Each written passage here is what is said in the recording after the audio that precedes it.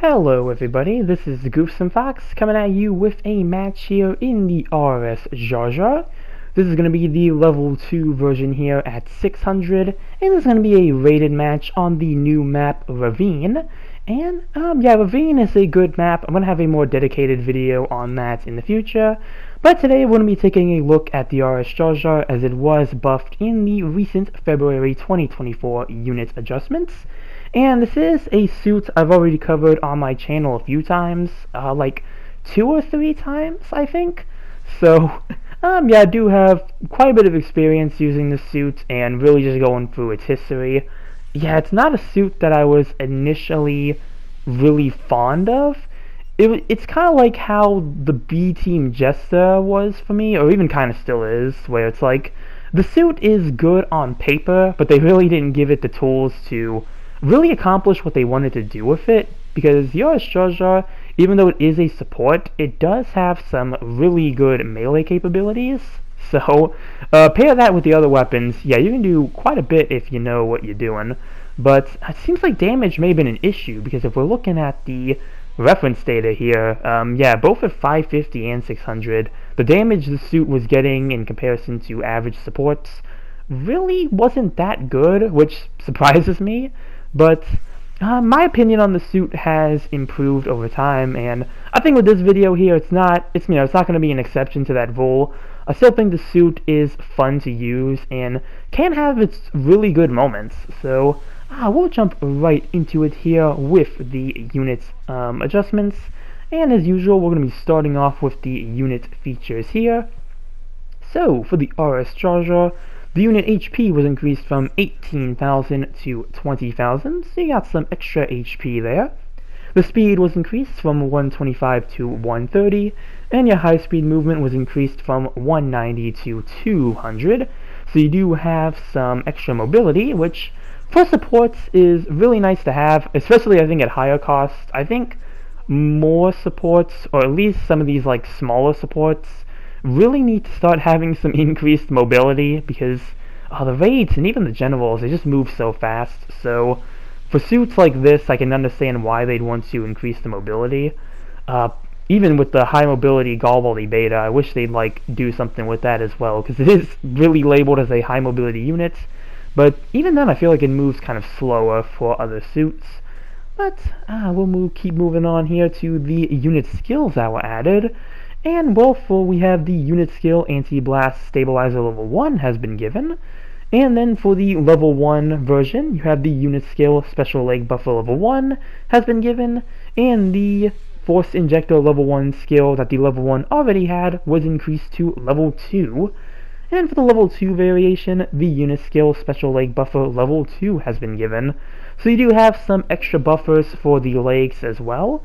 I'm assuming that must mean this must have been an issue in the past where maybe the legs were getting broken or the legs were just taking too much damage, which, it's always nice to have. You're just going to have a bit more defense in the leg parts there, so again, pretty nice thing to have, especially since, again, going back to with raids, they can do a bit of damage to a support's legs depending on what hits you, so that is another thing that really is just a good quality of life change there. Moving on to the weapons, we have the main weapon, that being that large beam sniper rifle there, and this got a power increase from 2,300 to 2,500. This goes the same for the upper levels. The reload time was shortened from 12 seconds to 10 seconds, and the focus fire power was increased, and some really nice stuff to see here for the main weapon, because I do think this is a really good rifle, especially after they did a lot of the buffs for it. My original argument for making this rifle better was to make it to where the full charge didn't take all of your ammunition, but ever since they kind of went the way that they went about changing it, which I think most of it tended to revolve around reducing the reload time, yeah, I'd say the rifle is in a pretty good place overall, and just having some more reload, or like having less reload time on it, that's always a nice change, because that means you can either, just use your full charge more, or you'll just have your regular fire ready as well, which both can be pretty effective depending on the circumstance, so some nice changes there. And then the final change is to the sub-weapon, the 3-tube missile pod. Those are those shoulder missiles that are connected to your shields there on the shoulders. And, well, these got an increase in their stagger accumulation value. So, pretty simple change there, but still a good one, because I think these missiles were already pretty good at getting stun accumulation, so just having a little bit of extra, doesn't hurt for this suit here. Especially when you have a raid pursuing you, like this violent custom, for example. So having something that you can fire, especially while boosting, to kind of keep some distance between you and your enemy, or at least trying to stop your enemy in their tracks, again, pretty nice tool you can use there. So lots of good coming from these unit adjustments here, and well, that is actually the full list there. So yeah, I'd say overall it's pretty nice, just small changes for the RS-Jarja. Wouldn't say there's really anything too major going on here. The biggest things I can name is probably going to be the changes to the sniper rifle, and the fact that it does have those leg buffers now. Anti-blast stabilizer, messing up my words there. That's also another thing that's probably going to be very nice to have on this suit. So again, just lots of small stuff, and I do really like using this suit, so it is nice to see that they are still trying to give it a few things to help it keep up with the current meta, because 550 and 600 is home to a lot of really good suits, especially when it comes to raids and other supports. 600, you have suits like the Angelo Garazulu, that is a really, really good support. And 550, you do have your own things you need to worry about. You do have the Conroy Jagan, I believe, at that cost, which is a raid, and a raid that can do a lot of damage. So maybe having those missiles or having a quicker charge on the beam rifle, or quicker reload time for the beam rifle, very nice to have, because a full charge with the beam rifle does do a heavy stagger, and if you hit most things that are boosting at you, then yeah, you'll be able to at least do a normal stun on them, which again really just falls on the idea of trying to keep distance between you and your enemy.